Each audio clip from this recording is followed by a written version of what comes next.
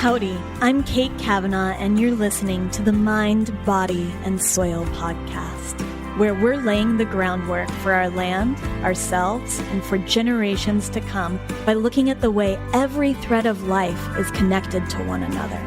Communities above ground mirror the communities below the soil, which mirror the vast community of the cosmos. As the saying goes, as above, so below. Join me as we take a curious journey into agriculture, biology, history, spirituality, health, and so much more.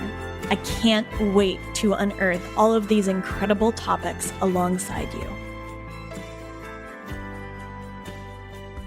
Hello, and welcome to this week's episode of the Mind, Body, and Soil podcast. Slowly in transition here, really slowly, to the Groundwork podcast.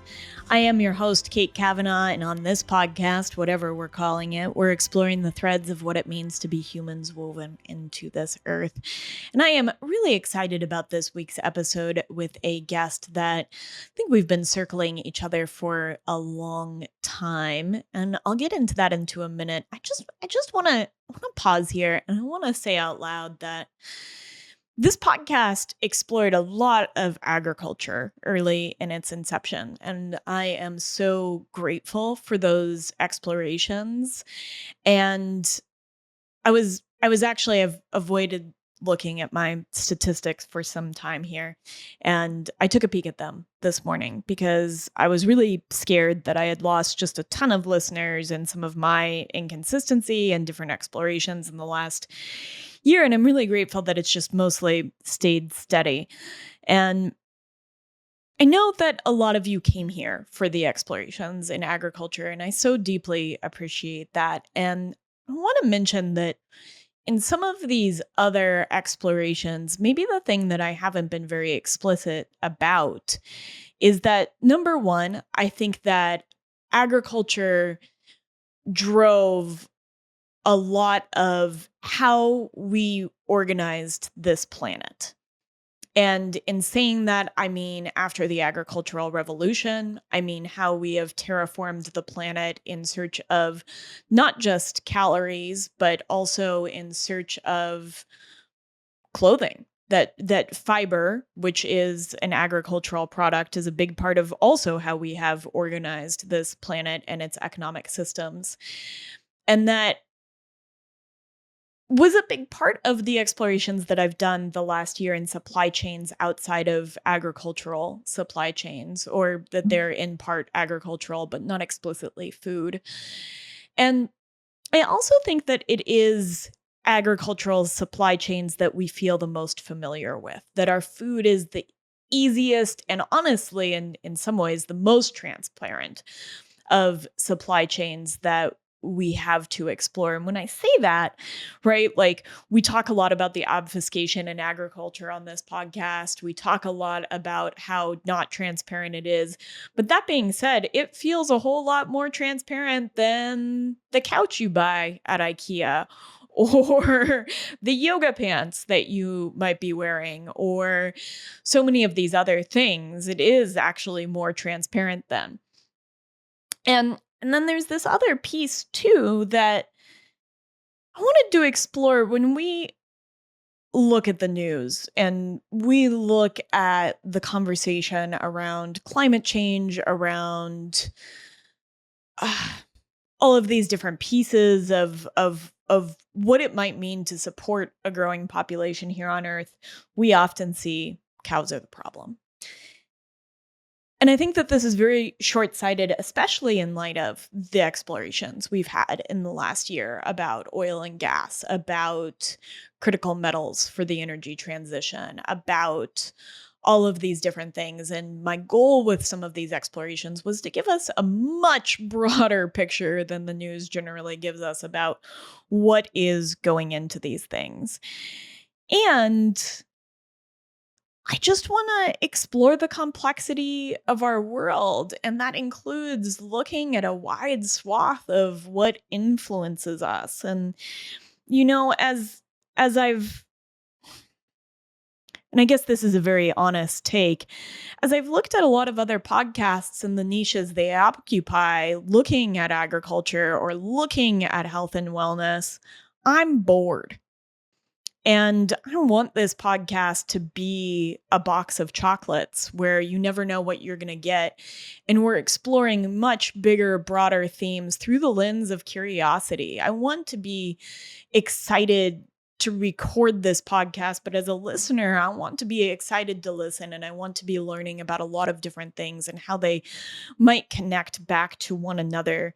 And if we're talking about how we organize a new system in the future, then we have to talk about grief, right? And that's why we talk a lot about grief on this podcast. And if we're looking at influences to how land is used on this earth, then we have to talk about critical metals, which is why we talk about that on this podcast. And if we're talking about how economies might be better organized in a more circular way, then we have to talk about geopolitics, right?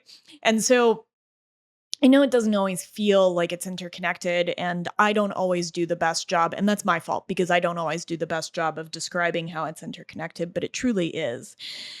And so with that, we're doing a little return to agriculture in this episode with Matt Skoglund of North Bridger Bison. And Matt and I have been DMing back and forth for some time. And so I think it was well overdue to do an exploration with him. And in this, we really tease some at some of these other threads around death, around grief, around building community and trying to figure out how to do that. And Matt and I talk about our time as board members on various community organizations, which is very new to me and something that I have no idea what I'm doing, but I know that this is a part of being involved. And so I'm just getting involved and learning as I go. Matt and I also had the chance to talk about what it means to teach death to people that haven't really seen or witnessed that, and about the tangible, about doing the work with your hands, these tangible work, and how it contrasts, especially with Matt's experience working for the National Resource Defense Council, the NRDC, for all the time that he did prior to getting into bison ranching. And at the heart of this is a lot about biodiversity and a lot about what it means to run an agricultural business, which I know so many of you are interested in. I am so proud of this podcast. And if you're just coming to this and you want more episodes in agriculture, I've started listing in the show notes some of our best of whatever genre or topic is kind of contained within the episode, because after 100 episodes, there's a lot of depth for you to explore. And if you want to have more explorations around, what do we have coming up? So we're going to talk about skin. We're going to talk about muscles. We're going to talk about sound. We're going to talk about forever chemicals. We're going to talk about fire and firefighting. We're going to talk about rivers and personhood for Earth systems. We're going to have a lot of fun coming up. We're going to dive back into geology. I'm really looking forward to it. I really want to bring you along with me. Best way to do that is, if you're enjoying this episode, hit subscribe wherever you listen to podcasts. And the best way to help me grow is, number 1, share the episode with a friend. Number 2, leave a rating and review, especially as somebody who actually listens. Lately, I've just been getting reviews that's like, dang, I wish this podcast were shorter. And it's like, then this might not be the podcast for you. Sorry if you're listening to this and you wanted a shorter podcast. Love you. And number 3, if you want to support this podcast, another way to do it is by clicking the links in the show notes for these incredible discounts that sponsors and affiliates are offering. These are companies that are working hard to build transparent supply chains, most of them right here in the USA. They are looking at how to better build community, and I got to witness this on the ground with Redmond Real Salt, which is our main sponsor, and they are incredible at building community, and their commitment to quality is completely of this earth. Why don't we say this? It's not out of this world. It is of this earth. And you can get discounts for those in the show notes. And so I'm really grateful for that. And it's another way to support this podcast. And there will be more opportunities for support coming up. But again, one of the best ways you can support it is to send an episode that you love to a friend or leave a rating and review. Without further ado, I want to bring us Matt Skoglund of Northbridger Bison and this awesome episode rooted in agriculture. Here he is. I felt really reflective as I listened to you on all of these different podcasts. And there were a lot of inversion layers of micro, macro. This might be a little bit of just where I am, but also the way that maybe I'm feeling a little bit reflective about my journey into farming, but I kept sort of feeling some of these same threads as I looked back as you discussed how you got into bison ranching. And I think some of it was like, I remember I ordered the Bison Producer's Handbook something like 14 years ago. And I remember that arriving and being in my hands and just that sense of anticipation about what is possible, I think. And so I don't know. I've just been very reflective as I listen to you on all of these different podcasts. And oh, cool. That's great. yeah, I'm excited. And I thought maybe with that, where we'd start was with winter. I think you and I have both had quite the winter. Yeah. Yeah. And I was wondering, and maybe I was thinking about this for myself, but I was wondering what you would go back and tell Matt from, what is it, 2018, 2019, before you start Northbridger Bison, from your hardest day this winter. Yeah. I think I would say, um,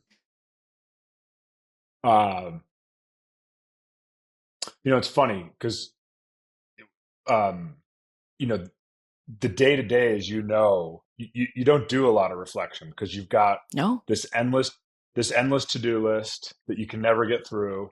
It's always growing. And so like these conversations are so great because you do get to sit and reflect a little bit. And I think, what I would say is, I'd say this, there are parts of this that are going to be really hard. But ultimately it's incredible and you're going to be really grateful that you made the leap. Um, and I always say like with the ranch and the business and the whole thing that like the highs are higher and the lows are lower. Yeah. Like it's just more intense. Yeah. I mean, I think that's really true. And I think that it's interesting that we don't reflect much, right? That it doesn't afford you time to reflect and to remember why you're doing this. I had a moment, and I think that's kind of what I was tugging at with the winter part, because it's in those depths of winter. And I was thinking about you doing field harvests and what I assume was rather deep snow, very cold conditions, and the amount of devotion that takes.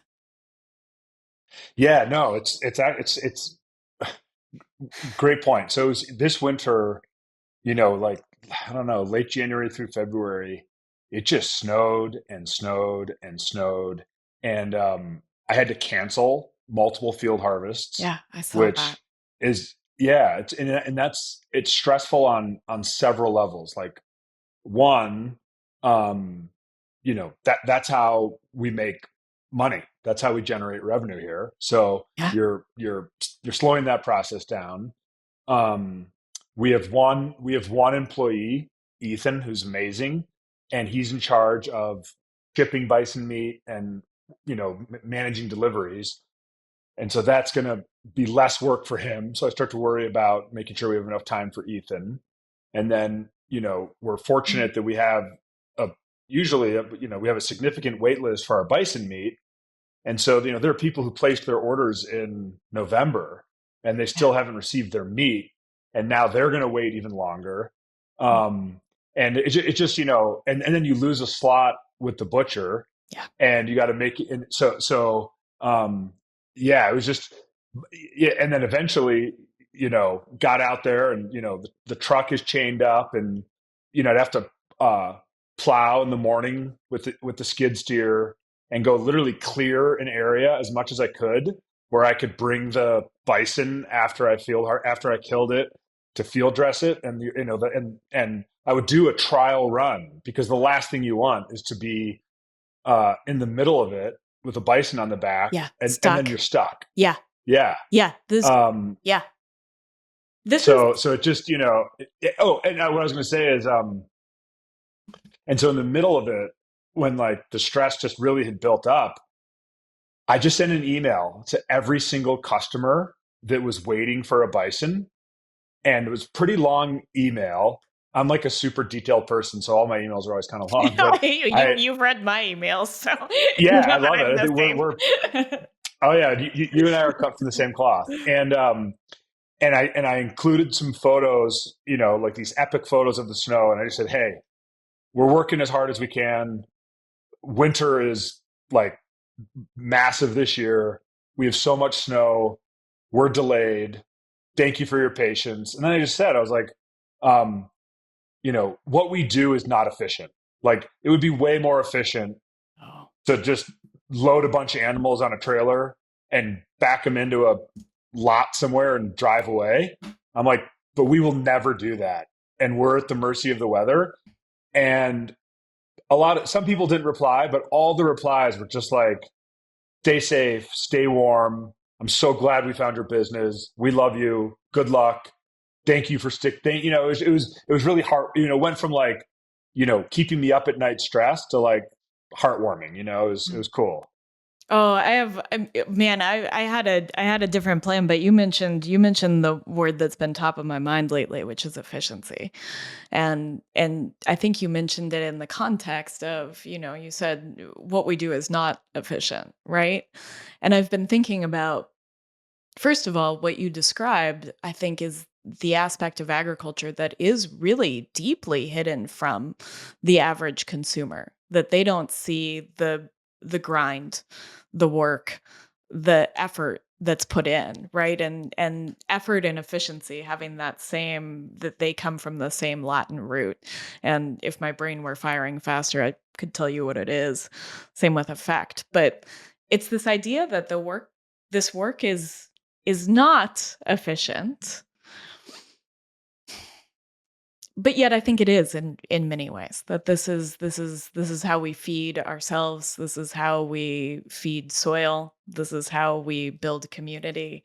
And to me, there is no greater yield than those things. And so, if efficiency is about yield, then maybe it is efficient work. And so, I just want to invite you to talk about efficiency. Yeah, no, that's a great point because I would say, yeah, because the what you're touching on, I feel the same way that like the way that we do it here, which is working with nature, not against it, keeping it as simple as possible. Um, like the two words that always come to my mind when I think of our ranch and our process is simple and beautiful. Like those are always the two. Cause like what we do is just so simple. Like we've got this land that, we want it to be as biodiverse as possible. Yeah. We work with nature. And then you have you have these animals with magical stomachs. In our case, it's bison. Mhm. Somewhere else, it's cattle or another species, Goats. and they goats, and they don't just like and they don't just like exist and survive out here. Like they thrive. And then I go field harvest one, and that process is absolutely beautiful. I mean, there's ups and downs. Like it's a roller coaster, but it's ultimately like super beautiful. Yeah. And yeah, so it is so simple and provides all of these amazing benefits. And even from like from a labor standpoint, it's definitely overall there's a lot of efficiency in it because you're not doing all these inputs and all this shit and all this other stuff Yeah. that like, cause I look at our food system and I'm like, how did we get here? Like, it's crazy. It is so complex. And Um, Complicated. I it, would say it's so yeah, complicated. It's not I complex. couldn't. A Yeah, bison's stomach is complex. Our food system is yes, unnecessarily complicated. yes. I couldn't agree more. I think about it all. That's like I think about like I go out. There's a bison going to four customers. It's like hundreds of pounds of meat. It's so simple. But I guess yeah, the efficiency piece is just on the actual killing side because like I field harvested a bison yesterday, one bison, and it's I go out, I field harvest, I field dress, I drive to the butcher, I hang out, I drive home, and it's a several hour process. So I'm aware that like from just on the killing side, that it would be technically more efficient to, put 12 animals in a truck, drive them somewhere, drop them off, drive away. That's for me, that's like 12 days in one. We'll never do it. So I agree. There's both. I think the whole process, it's just the killing part that can be a little inefficient, but I ultimately love it and believe in it deeply. As we're talking about the relationship between land and food today with Matt Skoglund, we're going to need to talk about our sponsor of this show, Redmond Real Salt. It's not just salt, it's a connection to the earth itself. It's mined right here in the USA, coming from an ancient seabed in Utah, and Redmond Real Salt is packed with 60 plus trace minerals that our bodies need. This salt brings out the natural flavors of whatever I'm cooking and is a perfect complement to the kind of meat Matt raises, nutrient dense and intentional. Whether it's a hearty bison steak or the first of the season salad, this salt makes every meal taste great. I love buying it in 25-pound bags, so it's always around. Comes in lots of different sizes, so you can get exactly what you want. And Redmond isn't just about salt. They also have their incredible Relight electrolyte powder, bentonite clay products, which I love using here on the farm for things like hoof rot or wound healing. And then they also have some great blended supplements like their immune and pre-workout blends, which I've been playing with and have been really enjoying. But most of all, I love working with the Redmond team. They're putting the kind of care back into their communities that you're hearing about on this episode, both far and wide and in their local community in Utah. And I'm just so impressed with the kind of curiosity and camaraderie they're building as a company. You can get 15% off your order by going to redmond.life and using the code mindbodysoil_15 for 15% off. Again, that's going to redmond.life, code mindbodysoil_15, or hitting the link in the show notes. Your body and your taste buds will thank you. Yeah, and I want to touch on that, and I'm gonna hold that because I have a Sure. whole piece for us to explore on that, but I can't help but want to tug at this simple, complicated, complex bit because I think a lot about the I don't know, the gymnastics, the hurdles, the absolute Yes. wildness of the complicatedness that we have made our food system when this is such a simple it's a simple act, right? For hundreds of thousands of years, for millions of years, it was go out, move your body towards food, hunt, gather, kill, dress, eat. And somehow we've put all of these vast steps in between that I think are as unknown as the steps that you just described that most consumers don't see, but on a much more industrial scale. Yeah. I mean, I so strongly agree, and it's something I think about like too much. Mm. Both like I think about it all the time in our work here. I just love like some days, right? Like whether it's you just whatever you're caught up in your own shit and you're like stressed and running around and late, and I'm like driving down the dirt road, and then I look and like there are the bison, just Yeah. just chilling, and it's just like for them it's just today, like it's just like beautiful. um Yeah. and then at the grocery store I just think about it for some reason, the one that just the way everyone has their like shopping routine at their grocery Mm-hmm. store of like how they hit the aisles. Mm-hmm. And for some reason, for me, my current routine, I always bump into these like cartons that say eggs made from plants. And I'm like, I remember the first time I saw it, it like stopped me in my tracks. And I like part laughed and part was like infuriated. And I'm like, we're losing it, you know? And then you look at the ingredient list and you can't even pronounce half of it. And you're just like, to your point of like the gymnastics, I love that word. It's like the like mental gymnastics and the hoops we're jumping through to quote unquote make eggs from plants Mm-hmm. when we have chickens that lay eggs. Like it's insane. Like it's actually insane. Yeah. And there's so many examples of that. And then that like to like pulling the string further, it's like I just constantly reading about, like the hollowing out of rural America and how like farmers and ranchers are hurting and like how are they going to keep their farms and ranches and like how are these schools going to stay open? And it's just like Yeah. every year seems to get worse, and it's all related. And Mm-hmm. then like yeah, our health epidemic and obesity epidemic and soil, and I mean it's just I just like it just we have complicated it to our detriment Yeah. I think on a lot of levels.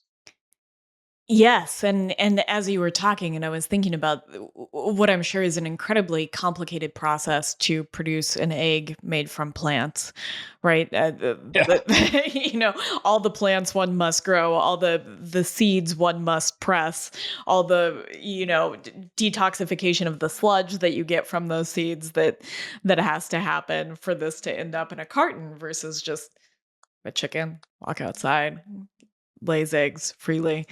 um yeah, and how streamlined it is, and it does seem to be something about the way that we've made this world, right? And those complications seem to flow up and down and around the entire food chain and supply chain into the ways that, just like you've said, we've complicated our health.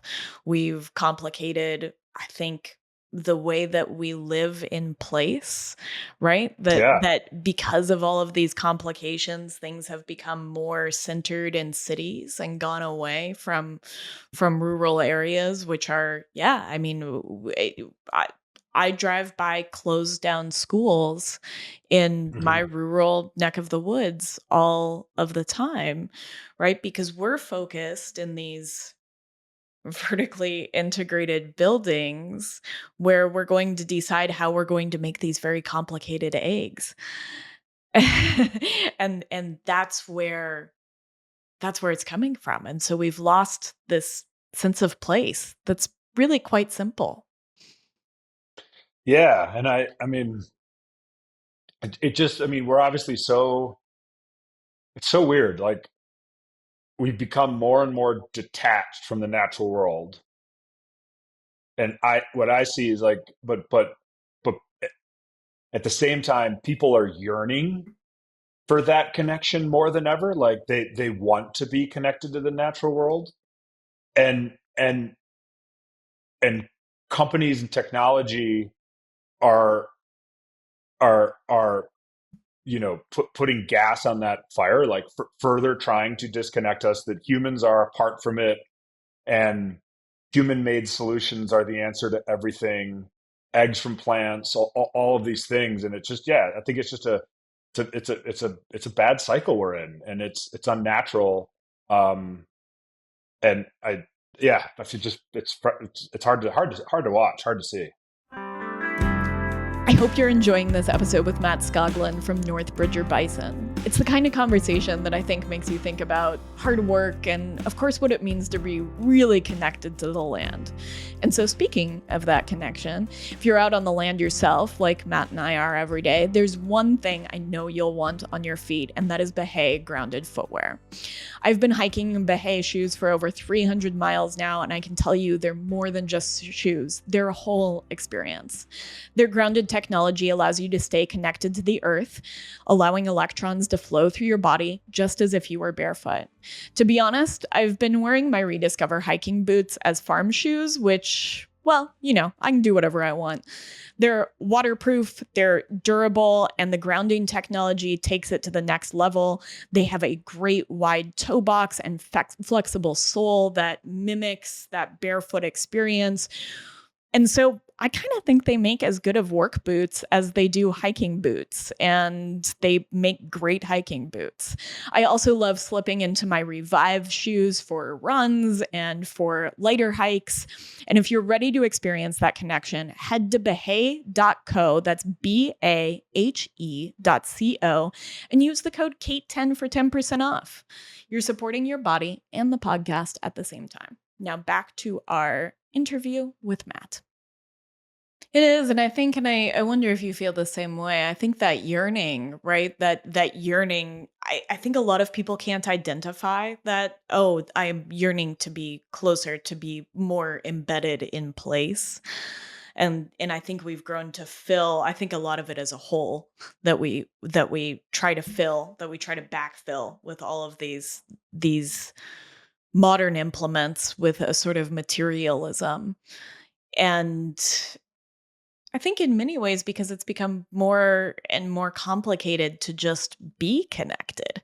And so that simple route that you and I are talking about, it doesn't feel like something that is visible. Does that resonate? Yeah, absolutely. And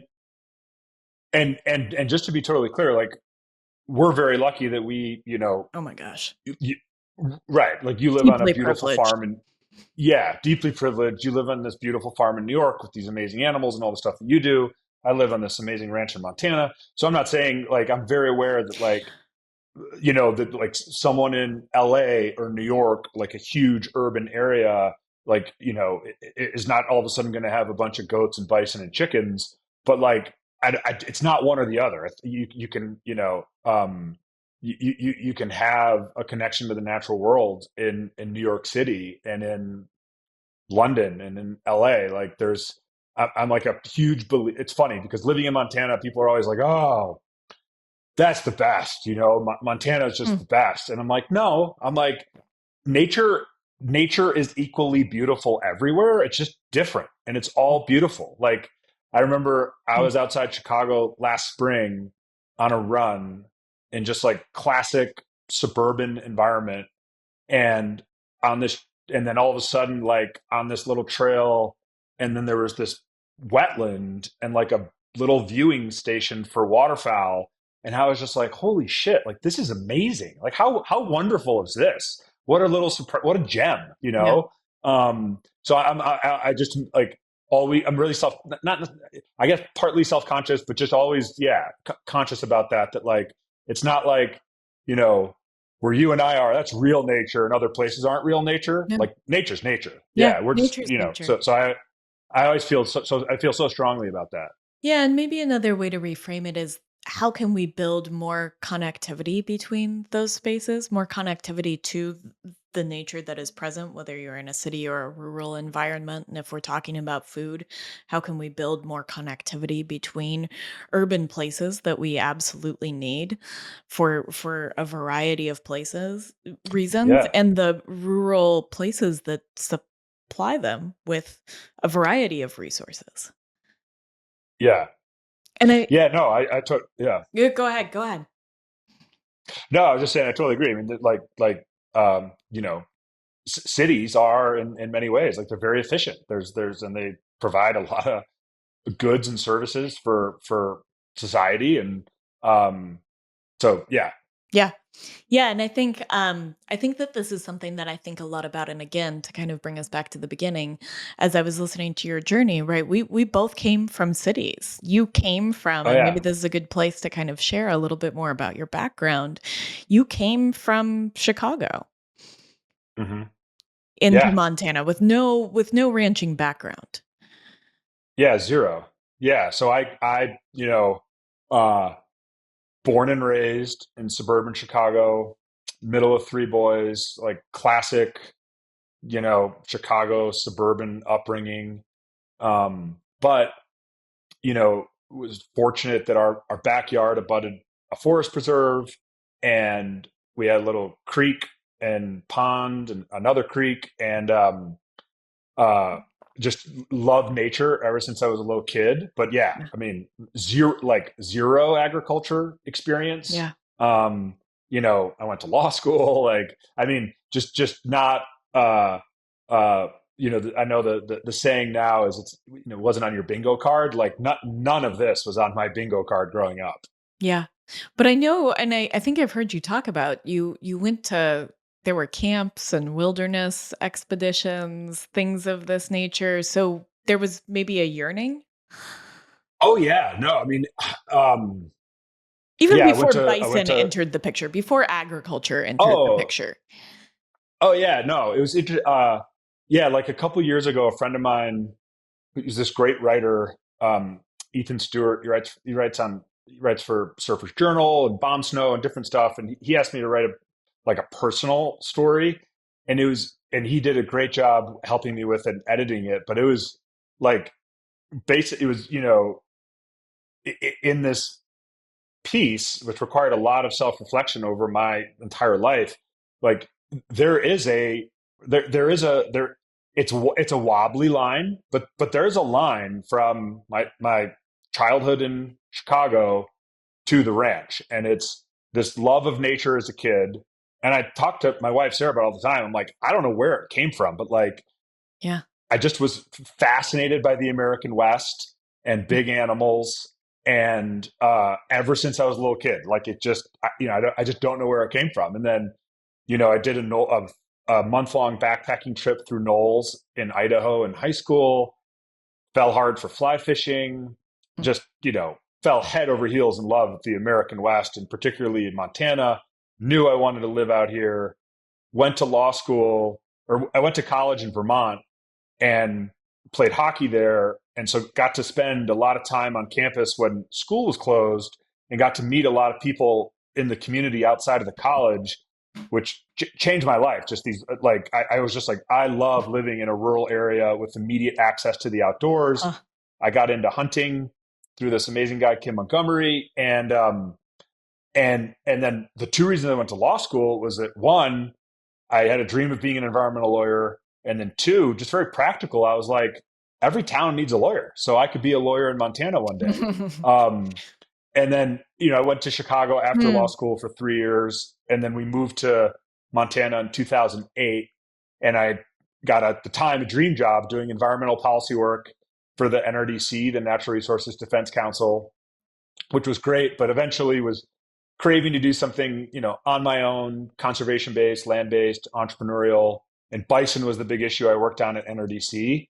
And I'm a big meat hunter, care a lot about food and where it comes from. And then yeah, read about bison ranching and read Dan O'Brien's Buffalo for the Broken Heart, It's and the great. rest is history. Yeah. Yeah. So I'm curious. I want to start a little earlier in the story, and I want to ask you. So few people. I feel like often the story we hear is that I'm from a rural space, and I couldn't wait to get into a bigger city. Right? That I built my career thinking about how I was going to get to the bigger city, and you and I share this that we both dreamt early on of going in reverse, going back yeah, to a more rural place. And so I'll ask this because it's been so much of an exploration on the podcast. What is it about rural spaces? And we've talked some about landscape, but are there other components? I mean, it's nature right there. yeah, But yeah. I think for me, um, the connection to nature, um, immediate access to the outdoors. yeah, Yeah, I just like out your front door.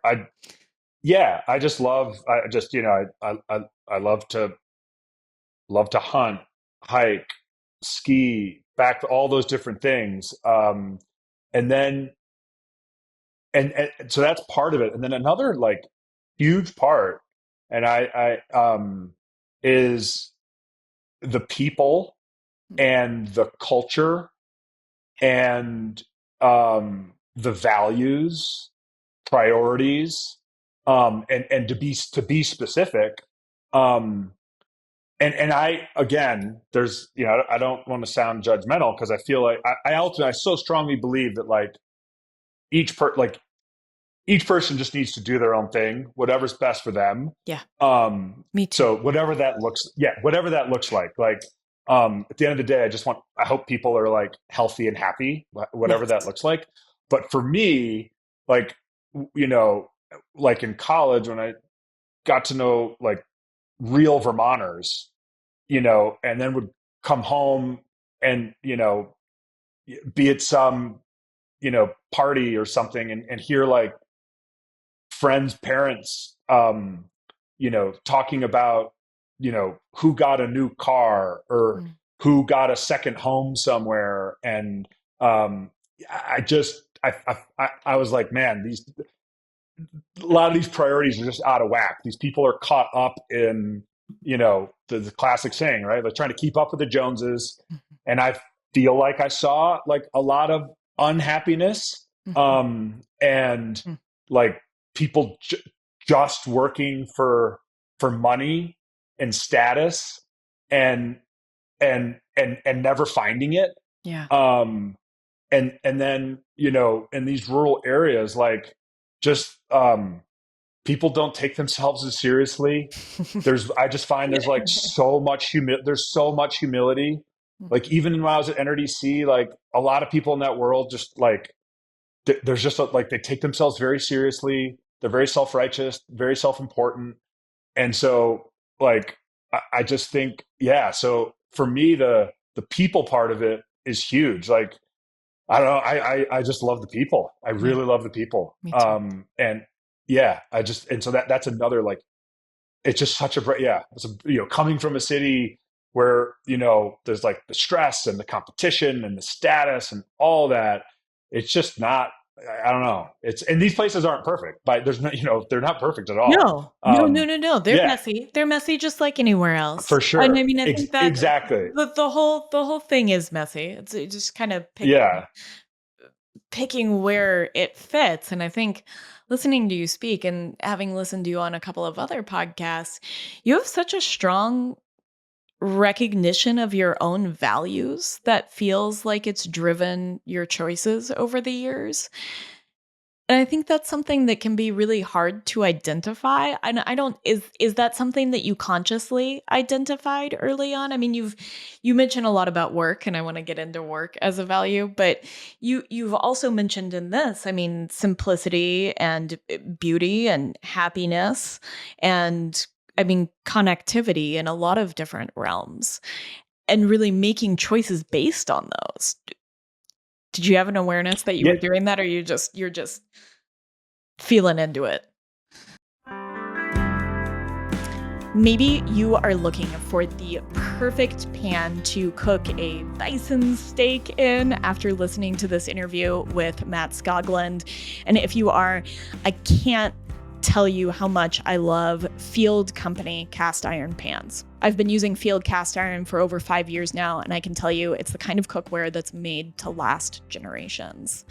Field's unique manufacturing process makes their pans both lighter than most cast iron, as well as having a smooth surface that recalls those vintage cast iron pans that you so love, which also makes seasoning their cast iron an absolute breeze. It means you can create this non-stick pan without all the chemicals with each and every use. And my favorite way to season is to just use plenty of fat and cook with those pans often. I love their giant two-handed skillet for making big batches of whatever I'm cooking. The other day, I actually fit 4 chickens in it, which is amazing. This spring, I'm reaching for it to cook steaks, the ones we're talking about, and some of those first greens of the season. You can get 10% off by going to fieldcompany.com/Kate_Kavanaugh or hit the link in the show notes. That's the easiest way to do it. Let's get back to the episode with Matt. You know, it's great. Yeah, this is so great. As a, as a kid and through high school, no, I was just, a kid and a hockey player. Just that was really it, and I love the outdoors, but yeah. Yeah. but in college for sure, like that experience in rural Vermont, like really changed my life. And so and then, all of a sudden, because if you're fortunate enough to go to college, like life is so simple. It's like you go to high school, you apply to colleges, you go to college, everything's taken care of for you. It's like fantasy land. And then at some point you realize you're going to graduate, and that safety net's gone. And I thought a lot about like what kind of life do I want to live? And I looked at the adults in my life and friends' parents, um and so yeah, you know and so the values you're talking about, like I started thinking about them a lot in college, and they've stuck with me, and I guess guided me ever since, for sure. Yeah. I mean, it just seems really clear that that's something that feels more codified for you. And I'm always interested when that's the case. I think it's a really beautiful thing.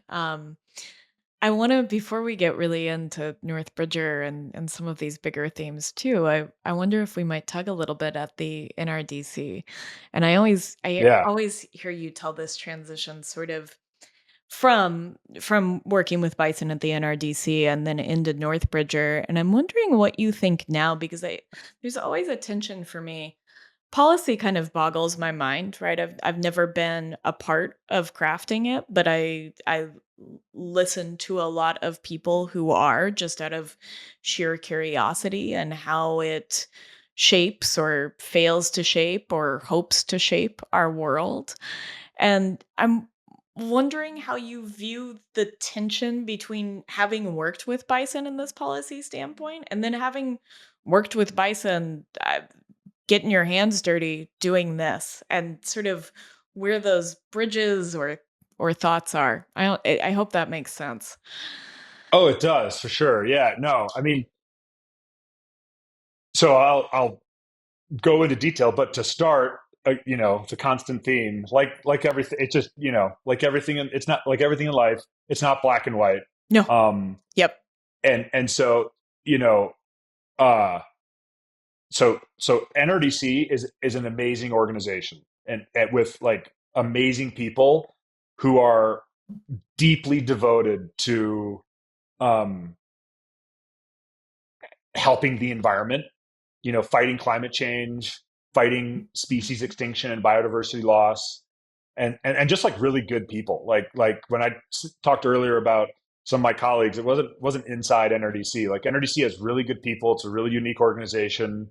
I still have a lot of friends there. And the work that they and other organizations do it's so important. Like now more than ever, right? Like we're watching the Trump administration try to just completely disassemble Yeah. every environmental rule out there. Yeah. It's terrifying. Is someone that cares about the natural world, it's terrifying. Yeah. And NRDC is there to fight it. Um, and so I'm really grateful for groups like NRDC. And one of the things I loved about NRDC is that they're a very pragmatic and practical group. This is another one of your And values. You mentioned pragmatism a oh, lot. This is another yeah, Matt value. pragmatism and tangibility are like massive, like guiding, like pillars of my life. But like in the sense that NRDC, like they want to get shit done, and it that filters down, that permeates the entire organization, because there are other environmental groups that I saw that they care more about fundraising, messaging, Sure. and I saw it where like they don't really care about the issues that they work on. They like to like make a big splash, and um and so at when I was there, I came across the quote that is my like guiding. It's my favorite quote in the world, and it's "Vision without execution is hallucination." Um, Mm, because you'll be in a mm. meeting and somebody like, Phew. we should. Yeah, so I believe it's credited to Thomas Edison. I think Steve Jobs loved it, but it you'll be in a room and somebody like, we should work on this, and I'd be like that's literally a non-starter. Like I would love for my pickup truck to to run on air instead of gas, but it But it doesn't. doesn't. Like I got to fill up with 87. Like that's just how it works. And so that used to just drive me nuts. But NRDC was like they want to get stuff done and they do, but in 10 years, the policy work, you lack control. And I give the example of like I'd meet with like a federal agency person and a state agency person, and I'd say, hey, you folks, you really need to do X, and they'd say, Matt, we couldn't agree more with you, but politically that's never going to happen. Yeah. And I'd go back to my office and be like, what are we doing? Like we have these public meetings and people testify and we meet for 2 days and we speak and we do all this stuff, and it's a dog and pony show. Like the decision's already been made. Like and it's demoralizing for the biologists that work in the agencies, but it's ultimately political in nature. And so I really struggled in that environment by the end. And so I was like, I have this deep love of Aldo Leopold and land and tangibility and pragmatism. And so I was like, I just want to do something that you can touch, feel, smell. And so now being on their side of it, like I'm grateful for those groups. And the work that they do, it was the wrong personality fit for me. Yeah. I'm curious, and you don't have to answer this. I mean, and this is, we're in a particular environment right now that makes this conversation a little bit different than it might have been, half a year ago, even. Um, I'm going to come back to this. Vision without execution is hallucination. And I'm wondering if you feel that in having done this work with North Bridger Bison and having been a part of some policy work in the past, do you think that the way forward is more tangible, especially when we're as gridlocked politically as we are now, which wasn't always the case? But do you think that execution lies in the tangible at this particular inflection point in history? And you don't have to answer this. You can be like, it's too big. No, I love that. I love that question. And I love this conversation. So, I think it's both. I think it's both. Like, I think you need, obviously, you need the tangible doers out there, Mhm. doing real tangible work, but like at the same time, and history shows us endless examples, and now more than ever, but like you do need like the policies, the rules, the regulations, like even though they can drive people crazy, like there's a reason that we came up with, the Clean Water Act Yeah. and the Clean Air Act Which I and think the was Endangered under Species Act. Nixon, of all 100%. people, right? And I think 100%. we lose that thread a little bit too. And it was a very bipartisan create. Yeah, no, it's been so corrupted. And I remember I had this great law school professor, and took this class on conservation, and he just constantly pointed out the way, like, conservation, conserving things, being conservative, like it's all related. And so, like, to be conservative is to, like, well, it'd be like, let's be conservative here. Let's protect the earth. Let's protect our natural resources. And so how that has been turned on its head to drill baby drill, and cut every environmental rule and let pesticides and herbicides and poison and all this shit just go haywire, like that's insane to me. Like, it just doesn't make sense. But when those laws were passed, you're absolutely right. Yeah.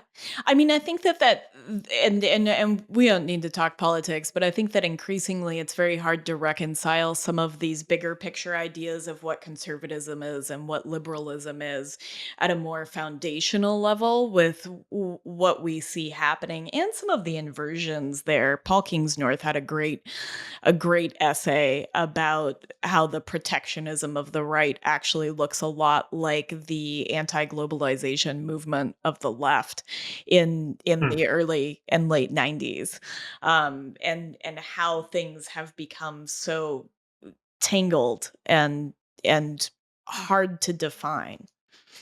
Yeah, no, and yeah, just to put it to bed, just for the record, both parties drive me insane. Me too. Me too. And so, Yeah, me yeah, too. like but just on the environmental piece, like, just to go, like, you do need these rules. Like, there are bad actors out there that will, pollute, poison, destroy habitat, make species go extinct. Like, just look at history. So those rules were passed for a reason, and so it's a little of both. Yeah, and I think, I was going back through some of the conversations that we've had on Instagram, and you said something, and I want to find it here in my notes. I'm slow. Because I think that, when I think about bad actors, just as a kind of blanket statement, I think that there's this race to the bottom that it becomes all about profitability, and I'm not saying that things don't have to be profitable to function. I'm hoping that that's something we can touch on a little bit Yeah. into this, but that there's a race to the bottom of the ultimate profitability, and the example I love for illustrating this is when the Central American Free Trade Agreement came into play in the early aughts in the United States, CAFTA, so it's related to NAFTA, right? Most of the socks in the world were actually produced in Fort Payne, Alabama. Huh. And sock jennies themselves didn't close socks until relatively recently. The toe had to be closed, by hand on a machine by a person. It Huh. wasn't kind of fixed into this jenny, right? And so when CAFTA comes online, they start shipping pairs of socks to Guatemala to be closed by a human to save 1 cent per pair of socks. And for me, this Wow. this really illustrates race to the bottom, right? That 1 cent is worth the cost of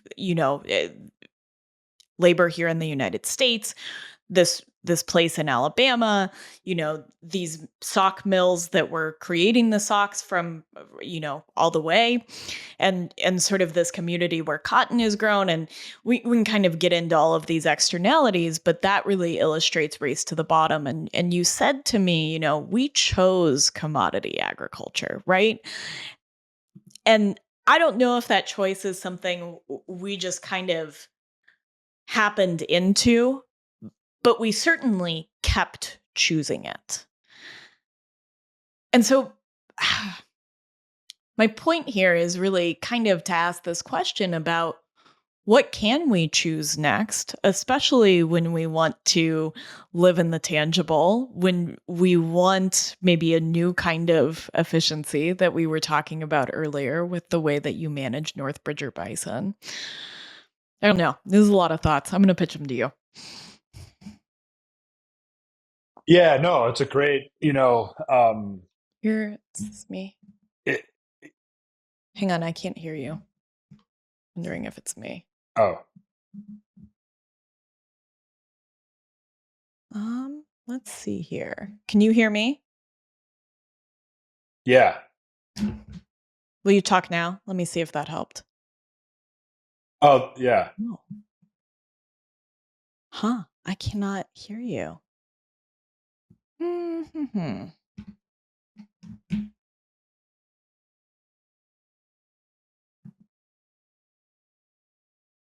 Okay, how about now? Now? Yeah, there we go. Yeah, can you hear me now? Yep. Sorry about that. That was my fault. Oh, no worries. Um, yeah, it kind of broke up there. So, yeah, so it's the commodification of agriculture, and that we've chosen this and just continue to Yeah. double down on it. Yeah, we choose to continue to complicate it. Right. Right. You know, it's funny. It's something I've been thinking about recently. Um, and and my answer is not um uh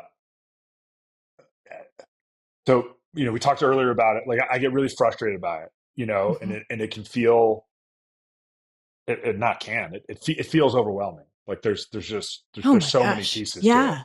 Yeah. It's And so so big. it's so big. And so my um my answer now, I'm sure like many people, I just absolutely hero worship Will Harris of White Oak Pastures. Mm. Um, and I love that, when people say, yeah, what you're doing down here in Bluffton, Georgia, it's so cool. Kudos to you. You've revitalized this farm and this community and provided all these jobs. But like, how are you going to feed the world with this? And Hmm. his answer is, I don't think it's my job to feed the world. It's my job to take care of my community. Um, and so when like that big question, and I've recently, like literally just saying it to Sarah, I'm like, I don't know the answer. I'm going to go do Northbridge or Bison. Like I'm working here and it's tangible and it's real and it's providing all these environmental benefits and healthy food. And I'm going to double down here and work extra hard. And there are all these organizations and think tanks and policy people. That's their job. They need to figure these things out. And so I don't know if that's an easy out, but that's where I've come out on it, more recently when I've been asked on it. Because, you know, um, yeah, that's kind of how I feel. It's like I'm doing our work, and um, and I want to, yeah, I want to grow the ranch and get more of our meat into the world, and that's my focus. It's interesting because I've been thinking about this a lot from a lot of different angles, and I keep coming back to the same thing, which is that Huh. this has to be about local community. And it has to be that, at least for me, at least in this point in time, I feel like what I can affect, what I can do tangibly, what I can execute is just right there. It's right outside my window. And Exactly. and it's not through this window, right? The screen, I'm holding up Right. a phone, right? It's not through the window of my phone and everything that I read in my news app when I wake up in the morning. It's out there with those goats, those cows, those chickens, and my husband, and the incredible neighbors that I'm surrounded by. Yep.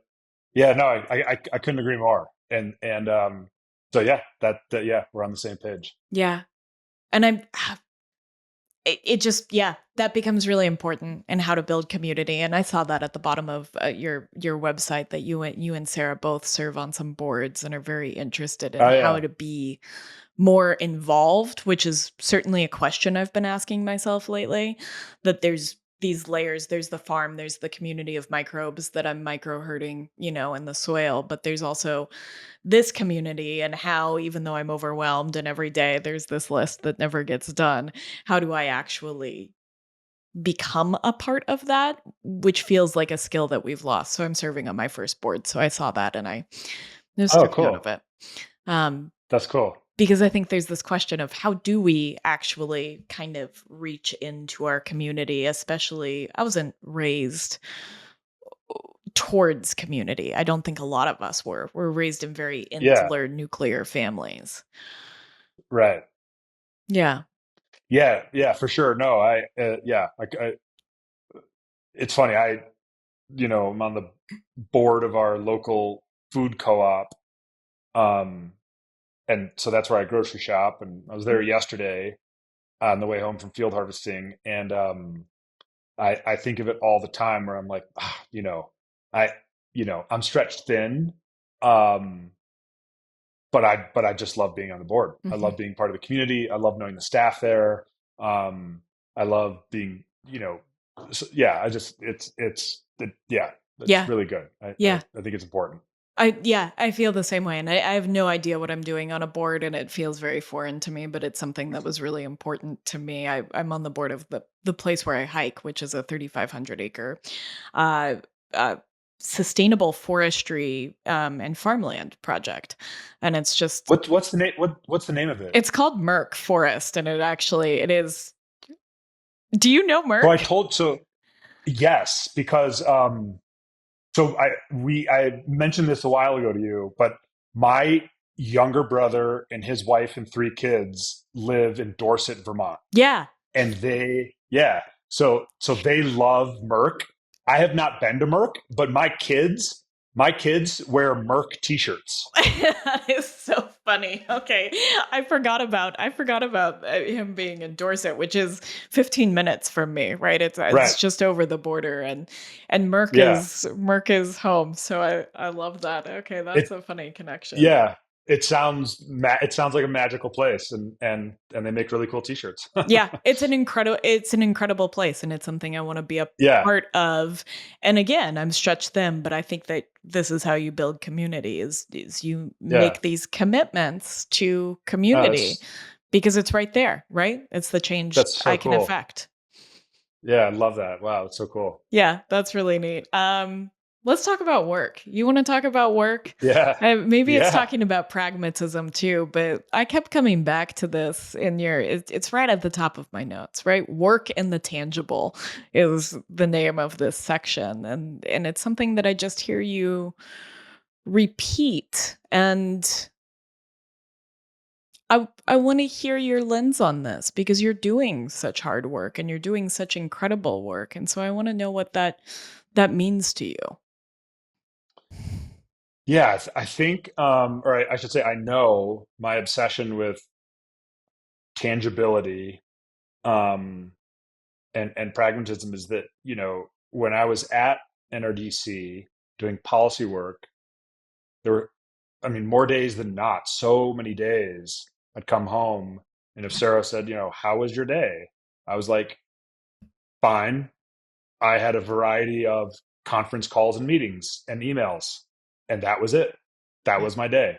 And I just felt I just I'm a passionate person. I have energy, and I felt like I wasn't doing a whole lot. Like I just felt like I was, yeah, just moving emails around and endless conference calls, and um, I always laugh with people. Like some people in that world become, like professional conference attendees, Mhm. just constantly going to conferences, Mhm. and they can then say, "Oh, I went to a conference in Dallas on XYZ," and it's Mhm. just like people talking to people, about Networking, ideas that are, yeah, and visioning, so hallucinating. yeah, yes, exactly, and it just started to drive me nuts, and I just was like, and in my free time, I completely gravitated towards tangible activities like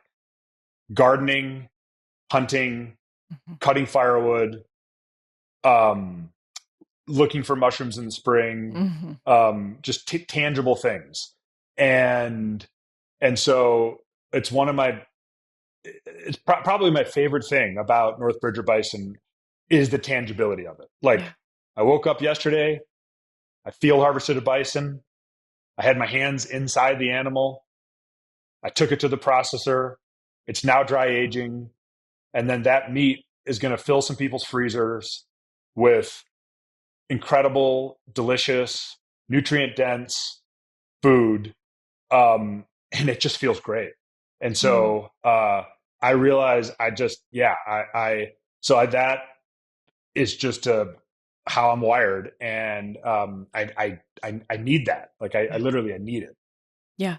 I mean, I actually think that most of us need it. There's some really interesting studies that show that working with your hands in some capacity, even if it's just a pastime, increases your Yes. perceived happiness. That is fundamental to what it is to I've be. seen that. We're tangible animals, right? Like we are working tangible animals, and just because the world becomes more and more virtual, I don't think takes away all of that evolution towards tangibility.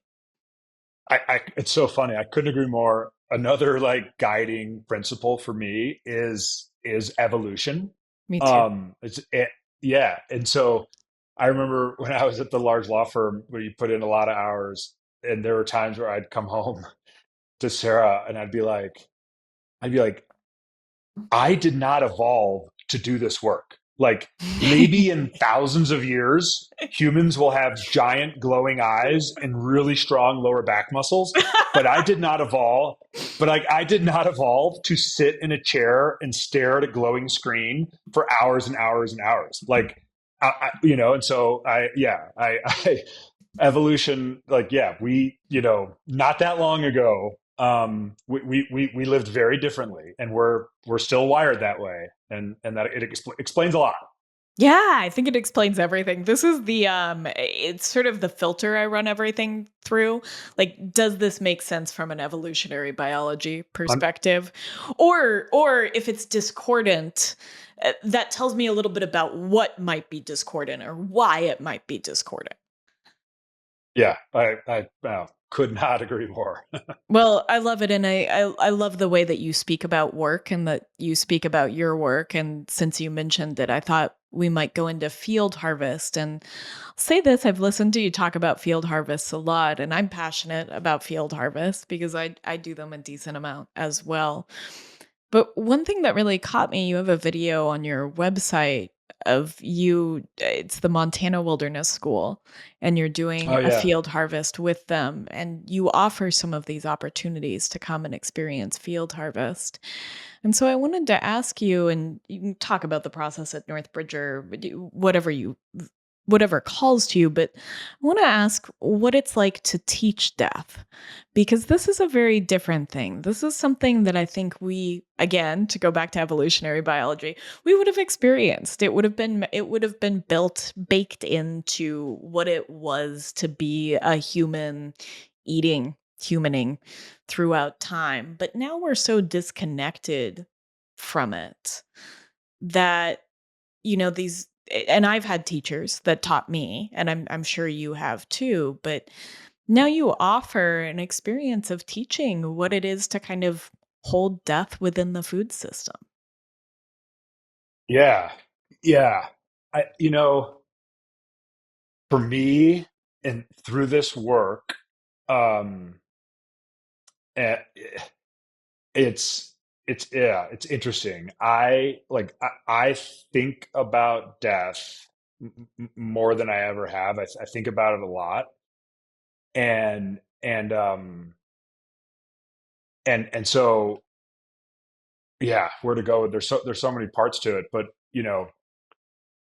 there's the yeah. So like there's the food and nature side of it, which and I've been reading more about death and nature and natural cycles and as we both know, it's like I don't know, Precursor I've to been thinking a lot. life, It's like, necessary. yeah, it's well, exactly. It's you can't have life without death, and ultimately, like everything's gonna die. Everything dies, and that's like that's how it works. And um and on the food side of things, we've become so disconnected from it, and we have lo- hit, put it uh, in a vault in the basement Mhm. and triple locked it Yes. and poured concrete over it. And so on the plant based side of things, we pretend that death doesn't exist, and obviously it does. And then in the meat world, we have beautiful photos of animals and red barns and grass and beautiful steaks. But the death part is just, it's so removed, but it's such an important part. It's such an important part. And here, just talking about how we do it here, it's beautiful and essential. And so I love taking people out and particularly people that are skeptical about what we do or skeptical about the process, and just like talking to them about it and explaining and again, I guess back to like my pragmatism, it's just like, this is how it works. Like, I remember having a conversation with a former colleague and friend of mine one time, and I was saying, I was like, if you don't want to have if you as a human don't want to have an impact, you'd be living naked in a cave somewhere. And my friend said, no, like you'd be throwing yourself off a bridge, because even if you're naked in a cave, like you You're still got to having an eat and drink and impact. go to the, yeah. And so it's like, Yeah. it's inescapable. Yeah. And so like, and we have run from it so far. And here, that's why like we lean into it. That's why I like Mm. I share so many photos about the field harvest process, because it's like, don't run away from this. Like lean right into it. It's beautiful. It's natural. It's real. It's all, it's just, so I love having people out, and, like Montana Wilderness School and other groups. Um, interesting. And then I've also, so my dad passed away unexpectedly, just over a year ago. And it's my first real Mm. taste with grief. Yeah. And I'm it, sorry to hear that. yeah, no. But and so I've been, and so, there's that death as well. That's brutal, so hard, so brutal. But over, I've been thinking about it a ton, because, the anniversary of his death was just a couple of weeks ago. And my dad and I were extremely close. He's the healthiest guy. I thought he'd live forever. And, Mm. but it's been this kind of really interesting journey in grief. But it's been, like, I miss him so much, but the shock and anger, all that has really genuinely morphed into this deep gratitude that's like Mm. unbelievably powerful. And so, because I am killing bison all the time and thinking about death, and then thinking about my dad all the time, I feel like, you know, like, uh, accepting death is like, in it, being around death and thinking about it at the end of the day, like it forces you to be aware that, like, of your existence, and the fragility of it. And um it ultimately makes me a more grateful person. It makes me a better dad and a better husband and a Mm. better son and a better brother and a better friend, because, like, my kids are here now, and that's wonderful. And so, yeah, I don't know. I think it's something I think a lot about. And both from the animal nature food side, and now increasingly on the human side. Um, Mm. and yeah, so, uh, yeah, it's interesting. Can I tease at something? I'm curious. You said that Yeah, it gives you a lot of gratitude, and I was wondering if the gratitude was towards anything. Gratitude for this life that you've built, gratitude for your connection to it, gratitude for, and I think the other thing that I'm hearing is a sense of presence that death gives us. Like, yeah, be here now that's very because well. you might not in a There you minute. go. That's you said in two sentences what I attempted in like nine paragraphs. No, no, what you said um, was beautiful. yeah, no, I mean, um, on the human side, Yeah. it the gratitude is, in my situation, and everyone's is different, but like in Mhm. my situation, deep is like, I miss my dad so much. We think, like, this past weekend, our kids had this great ski race, and I looked at him and I was like, I would do anything to call Papa. I would just do anything to call Papa. He would be so proud of you. And Mm. um, but it the gratitude is, I have so much gratitude for all the years I had with my dad, and the Mm. fact that I had this amazing dad. Hmm. And so that the gratitude is for, he lived this great life. He was 77, got to know his grandkids, amazing human. He did so much for me, and I'll have that forever. And I'm so grateful for it. And then on and then the presence that you talk about, because it definitely drives home, that like my own health, my family's health, my friends' health. I'm not getting any younger, and I have friends who have experienced health issues and are currently experiencing health issues. Yeah. Um, and then on the nature side, yeah, I think just gratitude for the work and these animals, and yeah, to be part of the natural world. So it's yeah, lots of different types of gratitude, but Yeah. ultimately, it it's just something I just think about constantly now. Yeah.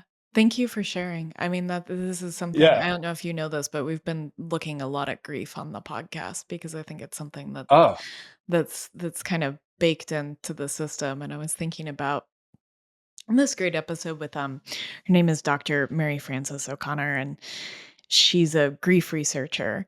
And I'm always interested in how grief transforms our relationship, right? My dad died a long time ago, but you still have a relationship with that person. And I loved hearing you say that you were grateful for that time and that you carry that, right? Because grief, that relationship doesn't end at death. It carries on. It just is changed. yeah. Yeah. No, that's really well said. It's true. Yeah, Yeah, it's that's true. 100% true. Yeah, and I think, somebody asked me about, being a butcher and doing field harvests, if I got used to death, right? Like, well, you must be sort of desensitized to it, was kind of the gist of it.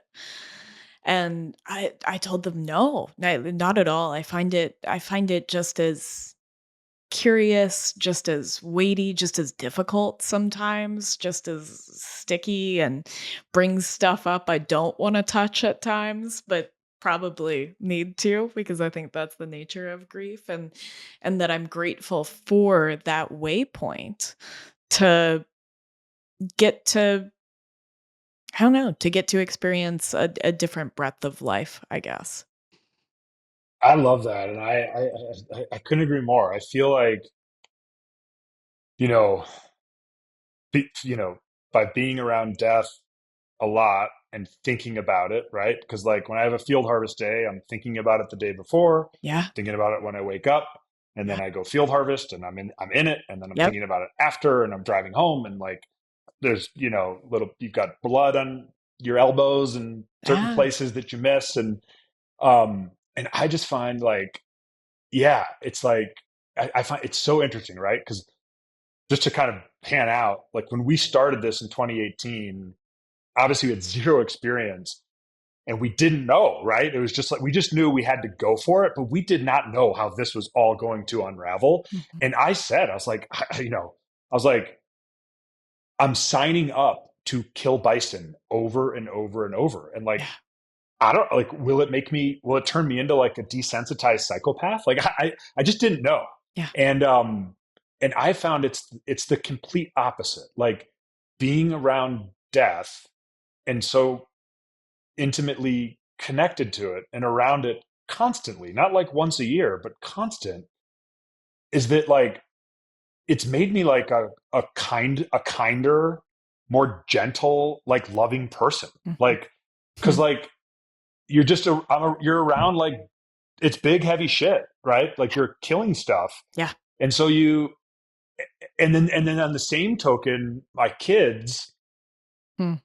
they're around death constantly. Like, like they go to a rural school. They only have school Monday through Thursday. They don't have school on Friday, and Friday is my I most often field harvest on Fridays. So there's like, I mean, you got to keep a sense of humor, all this stuff. Like, there's plenty of mornings where like my kids are like, walking into the kitchen to like, get another muffin, and they look out the window and there's a dead headless bison hanging off the back of my truck. Yeah. And I wondered, like, well, could that desensitize them? And it's the opposite. They have a reverence for the natural world and animals and nature like I've never seen. Like when we were driving to the ski race last week, we drove by. There were a bunch of trees that had been cut down, and my son goes, "Oh, I hate seeing that." And which is it's a longer conversation about wood and all that stuff. But for an 11-year-old for an 11-year-old brain, he loves nature and animals, and my daughter the same thing. And so I could see how someone would be like, oh, these kids are going to be complete psychos. I'm like, no, the opposite. They're like these tenderhearted, like deeply loving of the natural world. And so I found it because again, I just didn't know what it was going to be like going into this thing, and I find it really interesting. Yeah, Yeah. I mean, I think that's fascinating. And I think so I was actually up at Merck yesterday and I was walking around with their ED, Rob. And w- he said something that really stuck with me. We were talking about what that forest had looked like before it had been logged the first time in the, in the early 1800s. And he said something along the lines of, we have to go back to a place that we've forgotten, that our parents didn't know, that maybe our grandparents didn't know. And I think about that a lot, right? I think about the concept of shifting baselines, right? That we don't really know what we're conserving or what we're trying to rebuild these biodiverse habitats back into because we've never experienced them and likely our parents haven't either. And I think that death is one of these things too, right? That we don't even know what it would look like to, in Western culture, in the United States, that's all I'm talking about, to grow up where that was something that was integrated into our life on a regular and consistent basis in the way that it always has been and has only recently been hidden and locked away and concreted over. yeah, yeah, yeah. No, it's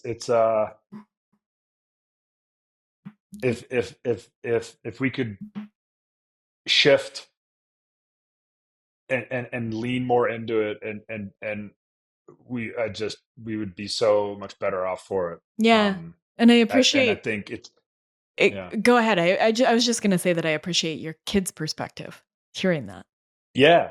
Yeah, no, it's really cool. Like, cause I just, um, we made a choice early on. We were not going to shield them from anything, with the Yeah. ranch. Like they know, and they're, yeah, just these, like, they love nature and animals, and they have big hearts like I've never seen. And yeah, no, I just, yeah, I find it's sad in a way, ironic and sad that like we if we run from it and hide from it, and the outcomes are so negative and detrimental to us, both individually and as society. Mhm.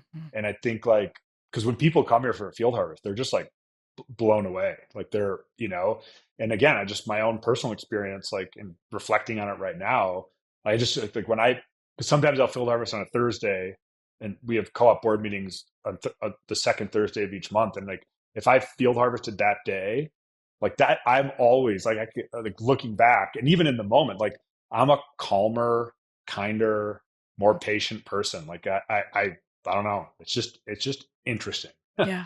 um yeah. You had something on your website that I really loved and kind of bring us into this next little piece. You said, we do not engage in cognitive dissonance here at Northbridger Bison. We pride ourselves on fierce rationalism. Eating food has impacts, and we take great pride in providing delicious, healthy, humanely field harvested bison meat to people who want to eat dinner with their eyes wide open, more connected to their food, more connected to the land.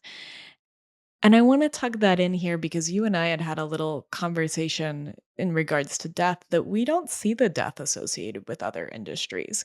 We relegate that death to food. Like it is the only space where death or where, and we might actually tug at this from biodiversity loss occurs.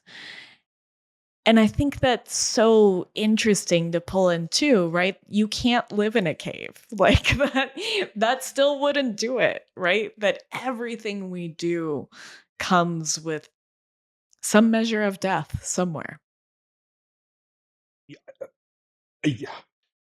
Yes, I'm like speechless because I'm remembering our conversation, and yes, it's such an important big point, and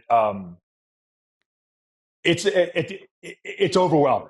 right? Like it's and we're it's because Deeply. yes, like I God knows I'm not perfect. Our family's not perfect. We don't eat perfectly. You can't let perfect be the enemy of good. It's No. just being aware of it. But I've yeah, ordered but like when something we from talked about Amazon recent like, this is not yeah, yes, this isn't an exercise in purity, just a thought exactly. exercise. Yeah, exactly. And so it's just like, but yeah, it's like we talked about it. Like we have this obsession with removing ourselves from the death of animals for food. Like, you know, or just removing ourselves from animals, actually. Like, Yeah, because eggs from plants, chickens naturally lay eggs. We don't kill them. Like they're just waking up and they're laying an doing egg. it.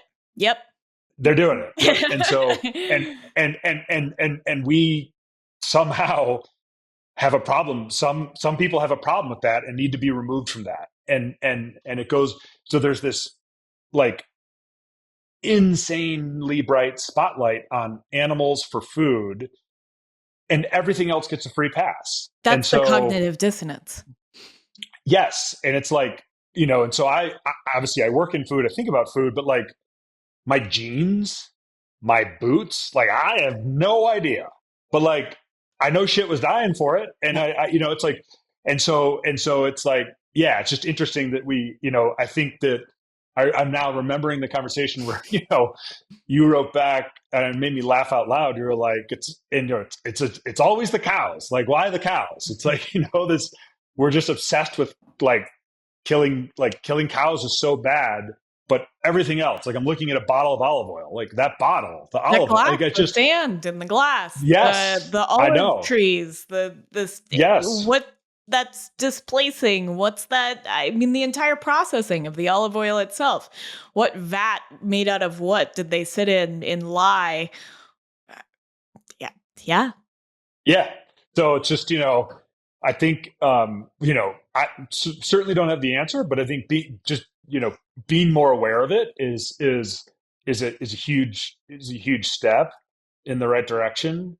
And yeah, and that's where that we put that on our website because that's I I feel so loved strongly it. about it. I loved it, and I sitting here now and being in this conversation, I actually wonder if this act of being present to death, of experiencing it as farmers, as ranchers, maybe as kids of ranchers, if there's some cognitive resonance, right? If the Yeah, opposite of cognitive dissonance is a sense of resonance of, oh yes, this is life in all of its beautiful cyclical and just true nature. yeah. I think you're. Oh, we got. No, I love a dog visitor. Okay, okay. Yeah, we We got love a two dog there. visitor on the podcast. There we It go. sounds really important. Yep, must be a. I have no idea. Hold on. Yeah, you're fine. All right, guys, come on.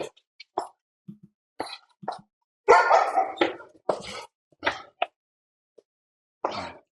Everyone good? Good job. Good job.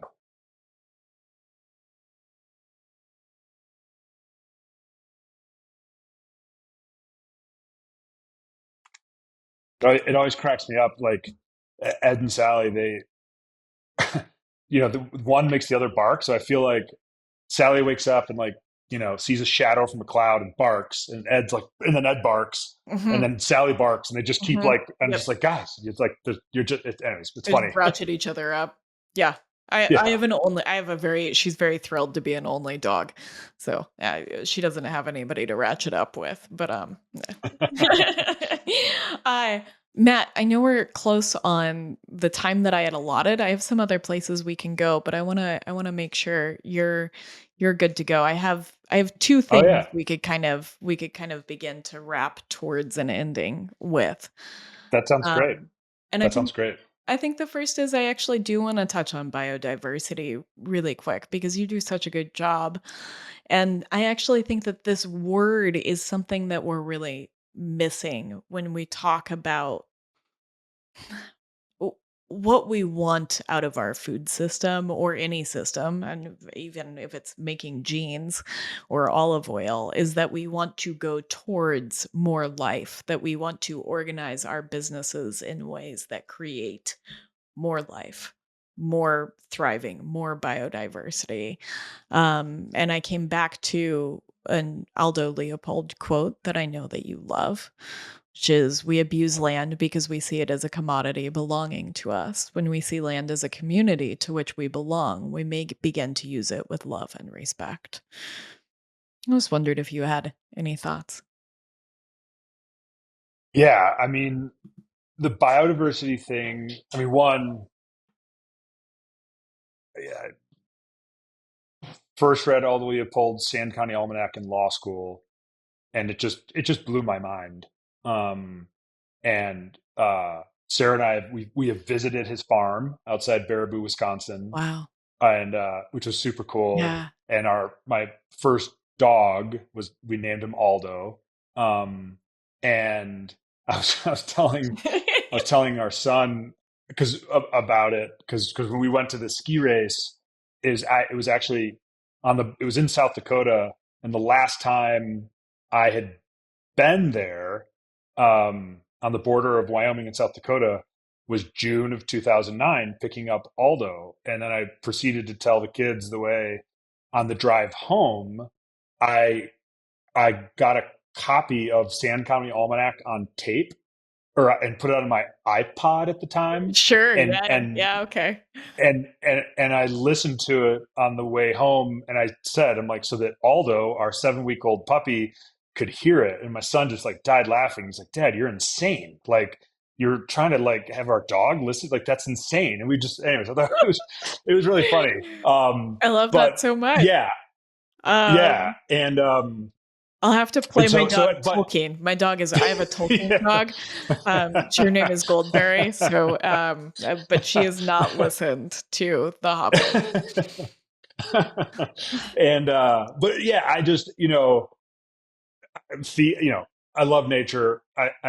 Every part of it. Like in the summer when I'm out on the ranch and like and I'm walking and a butterfly takes off, like honestly, it just blows me away. Like it really does. Like I just like I think, and so and Leopold, so I remember my law school professor making this point, and it just it blows me away now more than ever that like Aldo Leopold, like he was writing that stuff in the 30s. Mhm, Like he died in the 1940s. Like mhm, that guy was such a radical thinker and so ahead of his time. It's like it's unbelievable. But all of nature matters, and and I just find beauty in all of it. And I guess the obsession around carbon mhm, kind of drives me nuts because it's obviously important. I get that, but like you know, kind of like we said, it's like what about everything else? mhm, Like what about the butterflies? mhm. And so biodiversity is super important to me for so many different reasons, and it's one of the things I love about ranching is I I think that achieving the goals of regenerative agriculture is just easier. Mm, Kind of to your point a while back about efficiency and yeah. simplicity, like achieving the goals of regenerative agriculture, ranching, it's just easier. Like you're working with nature. Like the more biodiverse our ranch is, as our friend, our mutual friend Fred Provenza Mhm, talks about, we know that the more resilient the land is, the more resilient the animals are, the healthier their meat is, all this stuff. And so, it's whenever we see a new species of a bird or I just and so it's like this deep love of biodiversity. It's also super important. And then we're in this extinction crisis. yeah. Um, and so yeah, so I just, yeah, It biodiversity. Yeah. I think that in some ways, I think it's the bottom line. I think there are multiple bottom lines. I don't think there's one, but I have been thinking about how salient that is, that we just want to organize for more life to flourish. Yes, and I just think like the more I love the saying nature bats last, and it's like Hmm. guiding, my guiding principle of like evolution. And I just like more and more, I just believe more and more in like nature and natural systems. And I'm more and more skeptical of human systems and human ideas. And like, with the climate crisis, like I recently heard about this investment firm that was focused on, climate mitigation businesses and Hmm. uh, initiatives. And I was like, oh, I'm, curious. And I went on their website, and it was like almost every business was like a human centric solution to climate change. And I was like, ha. I was like, we're so screwed. Like, and I just endless examples where humans think we can figure something out and outsmart nature, and nature bats last, nature wins. And so I just think like if we can just have a little more humility and work with nature and let natural systems do their thing as much as we can, Yep. and Get out just of the way. get the hell out of our, yes, Yeah. that's exactly, Get I out of the mean, way. it, that's the answer. Like it's just not, I just feel like it's really simple. And uh but yeah, like Silicon Valley doesn't want to hear that. But like that's, yeah, that's, yeah, that's it. Two pieces. I mean, first of all, so the episode I released today was with a gentleman who wrote a book about carbon, but about how carbon, and I didn't realize this, is in 99% of 33 million substances on Earth, right? And so this isn't about carbon, an errant molecule in the atmosphere. This is about the flow of carbon through all these different living systems and a bunch of other molecules too. Yeah. Uh, Wow. and I think that it's funny. I mean, this whole conversation, we make things overly complicated for Yeah. complex systems, and oftentimes getting out of the way is the way. I like that nature bats last.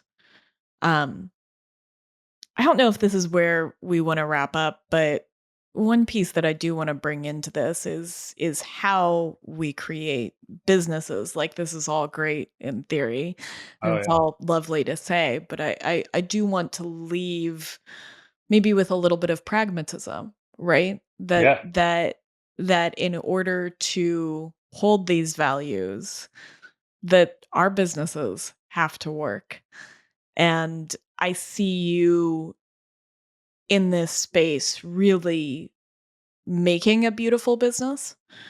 And I'm curious what your thoughts are on creating a business that is as resilient or regenerative as the land and the communities that you're trying to build. Great question. Near and dear to my heart. Um, and yeah, probably a long answer here because it is so near and dear to my heart. And I'll start with, I worked for a nonprofit for 10 years. And I think that, or I know that like business, jet broadly speaking, gets a bad rap. That like business is bad, it's greedy, it's exploitative. Um, when it's in some cases absolutely, uh, I guess pause there. And then nonprofits are these like altruistic and they're wonderful, Mhm. but like the reality, like nonprofits are businesses. Yes. Like when you're a nonprofit and you have $100 million budget, like you're a Oh business, yeah. and you're selling something, and you're either selling save the world, feed the hungry, provide housing. Like you're selling something to your donors, and your donors say jump, you say how high. Like, Mm. and so I saw that like the nonprofit world is not as pure as people think it is. Mhm. That is very much a for-profit world. Like I don't know. Yeah, I mean I don't know about for-profit, but it is a It's profitable. highly, yes, it is highly focused on money and funding and financing. Like constantly. Like it is a constant theme. So this idea that like business is bad and nonprofits are this other thing, I'm like, that's just bullshit. Yeah. And so this all kind of impacted me in starting Northbridge or Bison. And then like Yvon Chouinard in Patagonia, Mm. his book, Let My People Go Surfing, had a huge impact on me because, you know, for so many years, he could have sold Patagonia any day for zillions of dollars or taken it public, and he didn't. He kept it a private company so that he could use Patagonia to run it however the hell he wanted and have great employee benefits, do right by his people, make the world a better place. And there's so many other examples of that. And then just back to the pragmatism, like I buy olive oil, I buy jeans, I have a pickup truck. Like business, commerce makes the world go around. Like we're not going to go back to, you know, vision without execution is hallucination. Like we're not going back to 10,000 years ago. We need businesses. So I was like, I want to get in the business world. I think I can make more of an impact that way. And so to go full circle to answer your question on farming and ranching, it has to be profitable. Like it has to be. Otherwise it doesn't work. And like we lose our farms and ranches. And it is right now, it's like it is such an issue. And so like one of the things that I've been thinking about more and more is like particularly I just know our experience out here, but like, you know, ranching in the West and the show Yellowstone, it's like the sexiest thing all of a sudden. And there's all these people coming out here to profit off ranches. And I want to see more farms and ranches like charging for their time and charging those people and being more profitable. And I feel like, that maybe farms and ranches for too long. And I still think people think like, oh, farmers and ranchers are just sitting on the porch, watching the grass blow in the wind. And, you know, like at our house, it's a fresh apple pie every night and our kids are singing folk songs. And it's like, no, like we're working our asses off. Like we've got a business here. And so like, you know, when a brand or a photographer from New York comes out here and wants to photograph our bison, I'm like, yeah, like you can, but we're going to charge you for it. Like that's how it works. I have a whole piece on this that I wasn't sure would even touch on because I saw that page on your website and was, yes. Yeah. Interested and congratulatory. Yeah. And I want like, cause I'll see photos of like, a photographer in LA that is selling photos of a cattle branding in Montana. And I'm like, I hope that ranch charged that photographer because without that ranch, that photographer has nothing to sell. And we're at a time where like, you know, farming and ranching, in the conventional way is harder and harder to make it work. So this whole idea of like, you know, you have to apologize for making a profit or apologize for charging a higher price. Like, I'm like, no way. Like, we're providing food and fiber. Food. Like these are essential things. Food and clothing, shelter. Like these are the essences of what it is to be human.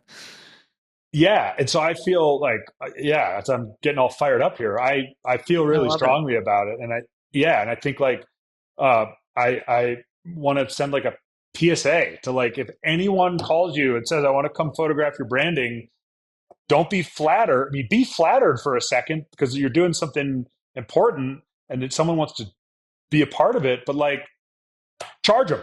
Like you're doing something unique that people want access to. And like, they're going to sell those photographs for thousands and thousands of dollars. And like, they don't have photographs without your ranch. So yeah, like, they don't have food without your ranch. And I think that actually something that you're touching at for me is that the work of farmers and ranchers is largely in this culture invisible. Yeah. And it needs to be charged for appropriately.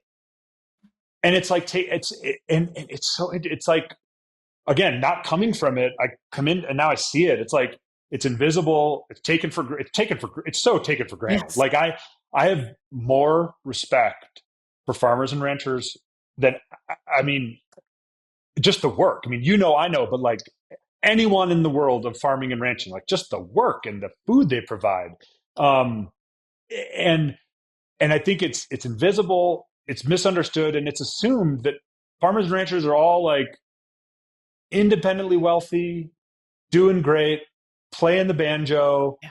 watching the wind blow through the grass. And I joke with a couple of my friends about it because like people all the time are like, "Hey, can I just come out and like shadow you for a day?"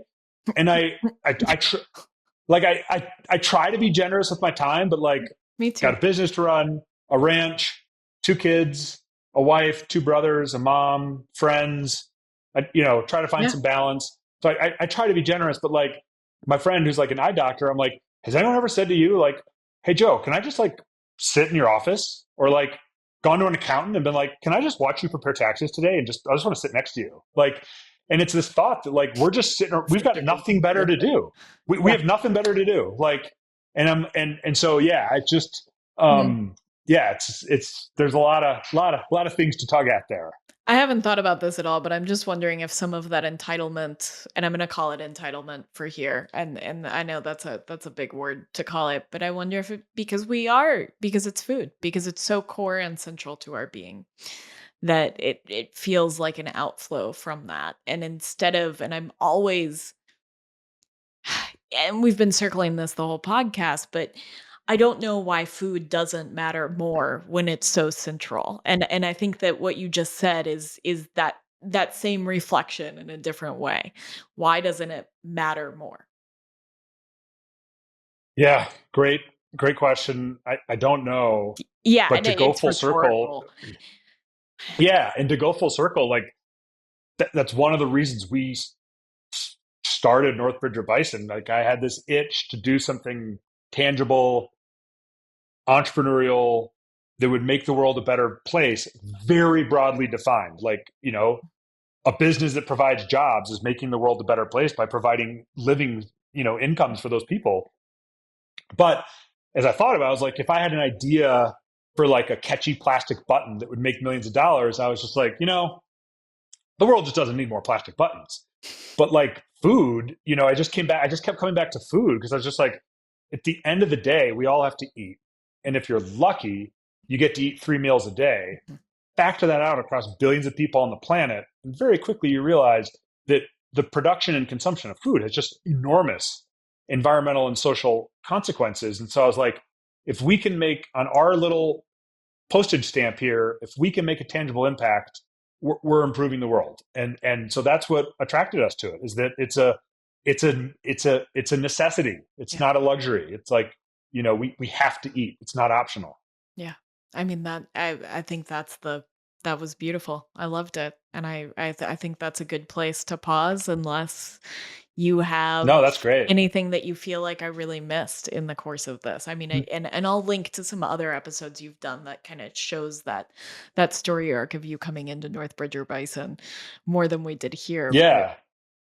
Oh, no, I love it. Yeah, because I've told the story many, many times. So I love not having to tell it. And as I've said, just as I've said, I'll say it again, I'm such a big fan of you and your big brain. Like you're a curious brain that goes and tackles all of these different issues. I just really appreciate it. And I've loved this conversation. Thank you. I mean, thank you for that. That means a lot to me. And I thank you for this conversation. It's been fantastic, and for thinking with me.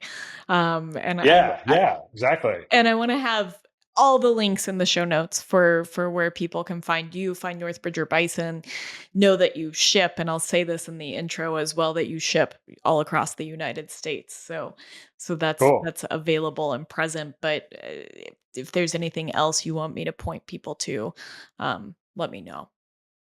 No, that's great. That's perfect. Okay. Thank you so much for listening to this episode of the Mind, Body, and Soil podcast. If what you found resonated with you, may I ask that you share it with your friends or leave us a rating and review wherever you listen to podcasts? This act of reciprocity helps others find Mind, Body, and Soil. If you're looking for more, you can find us at groundworkcollective.com and at Kate_Kavanaugh, that's KATE_KAVANAUGH on Instagram. I would like to give a very special thank you to China and Seth Kent of the band All Right All Right for the clips from their beautiful song Over the Edge from their album The Crucible.